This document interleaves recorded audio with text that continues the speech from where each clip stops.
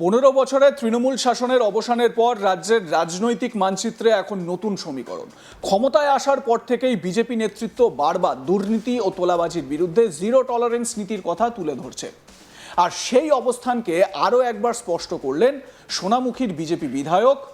তার কড়া বার্তা, কেউ তোলাবাজি করতে এলে আমাকে জানান, সঙ্গে সঙ্গে অ্যাকশন হবে। শুধু রাজনৈতিক মঞ্চেই নয়, সাধারণ মানুষের সামনে দাঁড়িয়েও তোলাবাজদের বিরুদ্ধে খোলাখুলি ব্যবস্থা নেওয়ার হুঁশিয়ারি দিয়েছেন তিনি। ফলে সভা ঘিরে রাজনৈতিক মহলে চর্চা শুরু হয়েছে। বাঁকুড়ার সোনামুখী বিধানসভার পাত্রসায়ের এলাকায় বিজেপির একটি দলীয় কর্মসূচিতে যোগ দেন বিধায়ক দিবাকর ঘরামি। সেখানে উপস্থিত কর্মী সমর্থক এবং সাধারণ মানুষের উদ্দেশ্যে বক্তব্য রাখতে গিয়ে তিনি স্পষ্ট ভাষায় জানান, আগামী দিনে এলাকায় কোনো রকম তোলাবাজি বরদাস্ত করা হবে না। কেউ যদি সাধারণ মানুষকে ভয় দেখিয়ে টাকা আদায়ের চেষ্টা করে তাহলে সঙ্গে সঙ্গে তার কাছে অভিযোগ জানানোর আবেদনও করেন তিনি। একই সঙ্গে প্রশাসনের মাধ্যমেও দ্রুত ব্যবস্থা নেওয়ার আশ্বাস দেন বিজেপি বিধায়ক হিসেবে নির্বাচিত হওয়ার পর থেকেই সোনামুখী বিধানসভার বিভিন্ন এলাকায় ঘুরে মানুষের সঙ্গে সরাসরি যোগাযোগ রাখছেন দিবাকর ঘরামি। কোথাও দলীয় কর্মসূচি, কোথাও আবার সাধারণ মানুষের সঙ্গে সৌজন্য সাক্ষাৎ। সব ক্ষেত্রেই তিনি মানুষের সমস্যা ও অভিযোগের কথা শুনছেন। পাত্রসায়ের বাসস্ট্যান্ড এলাকাতেও ব্যবসায়ী থেকে শুরু করে সাধারণ মানুষের সঙ্গে কথা বলেন তিনি। তাদের আশ্বস্ত করে বলেন, এলাকায় আর কোনো তোলাবাজি চলবে না। সাধারণ মানুষকে ভয় দেখিয়ে টাকা তোলার দিন শেষ। বিজেপি বিধায়ক দিবাকর ঘরামি কি বলছেন শুনুন। আমরা মাথা নিচু করে আপনাদের কাছে আসবো, আপনাদের কথা শুনবো, আপনাদের পাশে দাঁড়াবো।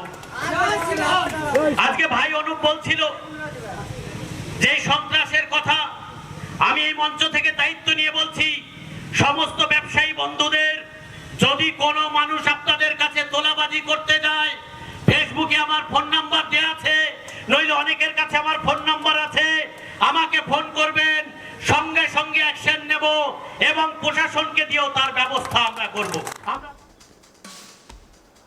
পরে সংবাদ মাধ্যমের মুখোমুখি হয়ে তৃণমূল কংগ্রেসকেও তীব্র আক্রমণ শানান দিবাকর ঘরামি। তার অভিযোগ, একসময় পাত্রসায়ের এলাকায় তৃণমূলের নেতারাই সাধারণ মানুষের কাছ থেকে তোলাবাজি করত, তবে এখন পরিস্থিতি বদলেছে বলেও দাবি করেন তিনি। বিজেপি সরকারের আমলে সেই সংস্কৃতির অবসান ঘটবে বলেই বার্তা দেন বিধায়ক। তিনি আরও বলেন, যারা অতীতে তোলাবাজির সঙ্গে যুক্ত ছিল, প্রশাসন তাদের বিরুদ্ধে ব্যবস্থা নেবে এবং প্রয়োজনে সাধারণ মানুষের সামনেও হাজির করবে। দিবাকর ঘরামির এই মন্তব্য ঘিরে ইতিমধ্যেই রাজনৈতিক তরজা শুরু হয়েছে। বিজেপির দাবি, রাজ্যে সুশাসন প্রতিষ্ঠা করতেই তোলাবাজদের বিরুদ্ধে কঠোর অবস্থান নেওয়া হচ্ছে। যদিও বিরোধীরা এই বক্তব্যকে রাজনৈতিক নাটক বলেই কটাক্ষ করেছে। দিবাকর ঘরামির কি বক্তব্য শোনাবো আপনাদের।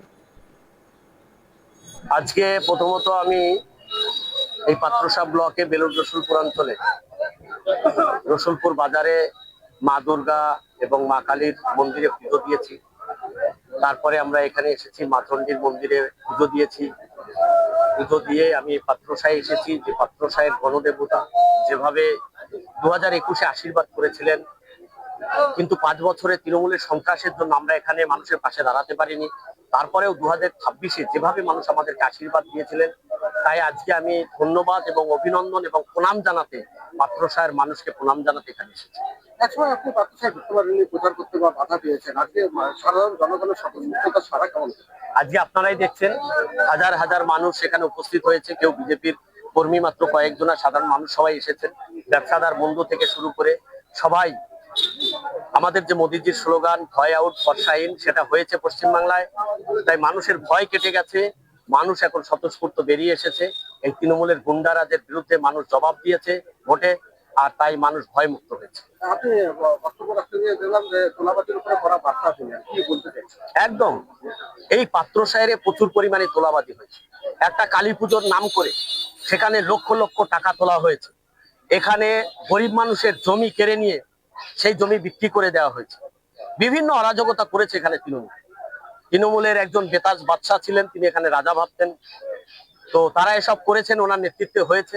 তাই আমি এখানে মানুষকে বললাম যে যাদেরকে এই ধরনের সমস্যা তৃণমূলের নেতারা করেছিল, আগামী দিনে আপনাদের সামনে ওই তৃণমূল নেতাদের প্রশাসন হাজির করবে, আপনারা তাদের কাছ থেকে সেটা। তবে রাজনৈতিক তরজার মাঝেও দিবাকর ঘরামির কড়া বার্তা স্পষ্ট, তোলাবাজির বিরুদ্ধে কোনো আপোষ নয়, বরং সরাসরি অ্যাকশনই হবে আগামী দিনের প্রধান হাতিয়ার।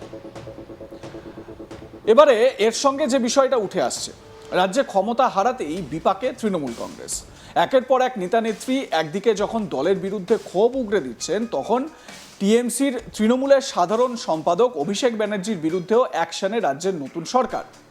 রাজ্য সরকারের স্ক্যানারে অভিষেক ব্যানার্জির সম্পত্তি, তার একাধিক ঠিকানায় ইতিমধ্যেই বেশ কিছু নোটিশ পাঠিয়েছে কলকাতা পুরসভা।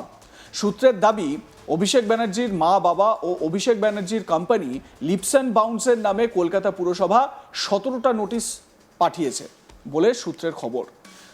সূত্র মারফত আরও জানা যাচ্ছে, এসবের মধ্যেই অভিষেকের নাম জড়িয়েছে 43টি সম্পত্তির বিষয়ে, মানে তার 43টি সম্পত্তি রয়েছে, সেই সংক্রান্ত ঠিকানা সামনে আনা হয়েছে।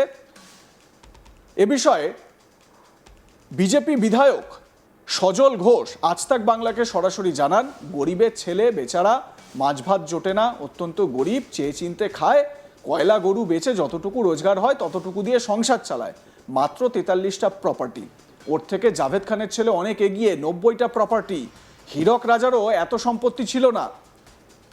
মানে সার্কাস্টিক্যালি কি বলেছেন বিজেপি বিধায়ক সজল ঘোষ আজ তাক বাংলাকে শোনাবো। গরিবের ছেলে বেচারা, মাছ ভাতও জোটে না, অত্যন্ত গরিব, চেয়ে চিনতে খায়। হ্যাঁ, ওই কয়লা গরু বেচে যতটুকু রোজগার হয় ততটুকু দিয়েই সংসার চালায়। মাত্র 43টা প্রপার্টি। ওর থেকে ফাইজ খানের অনেক এগিয়ে, জাভেদ খানের ছেলে তার 90টা। আহা গো, সত্যি হীরক রাজারও এত সম্পত্তি ছিল না। হীরক রানী এদের যত সম্পত্তি বানিয়ে দিয়ে গেছে। মুখ্যমন্ত্রী মমতা বন্দ্যোপাধ্যায়, মুখ্যমন্ত্রী না, প্রাক্তন স্বভাব পরিবর্তন করুন, এটা দেখাবেন কিন্তু। প্রাক্তন মুখ্যমন্ত্রী যে এই যে সততার প্রতীক, সততা, হাওয়াই চটি পরে ঘুরে, হ্যাঁ, 300 টাকার শাড়ি, 100 টাকার হাওয়াই চটি, হ্যাঁ 300 টাকার, ওটাও সদ নাকি? ওটাও সদ নাকি? ওর থেকে বড় অসৎ ভারতে আর দ্বিতীয়টা পাওয়া যাবে না। দক্ষিণ ভারতে অনেক অনেক টাকার স্ক্যাম হতো। হ্যাঁ, তো তারাও একে দেখলে লজ্জা পাবে। তারাও তো সততার নাটক করতো না। ভাষাটা অ্যাপ্রোপ্রিয়েটটা দিতে পারলাম না এখানে। তারা সততার নাটক করতো না। এই সততার মুখোশ পরে, হাওয়াই চটি পরে, 5 বছর আগেই তো 35টা প্লট ছিল হরিশ চ্যাটার্জি, হরিশ মুখার্জি। এখন বেনামে কাজের লোক, কাজের মাসি, কাকা, ওই যে কি কাকু, এদের নামে কত হয়েছে সেগুলোর তো হিসেব করতে হবে। এবারে রাজ্যের নতুন শাসক দল বিজেপির বিধায়ক থেকে শুরু করে নেতা কর্মী, তাদের অবস্থান একটাই, যে দুর্নীতির সঙ্গে কোনো রকম আপোষ নয়। জায়গায় জায়গায় আপনারা দেখবেন যে বিজেপি বিধায়করা তারা এই বার্তাটাই দেওয়ার চেষ্টা করছেন। আপনাদের মতামত জানান, দেখতে থাকুন আজ তাক বাংলা, সাবস্ক্রাইব করুন আমাদের ইউটিউব চ্যানেলটি।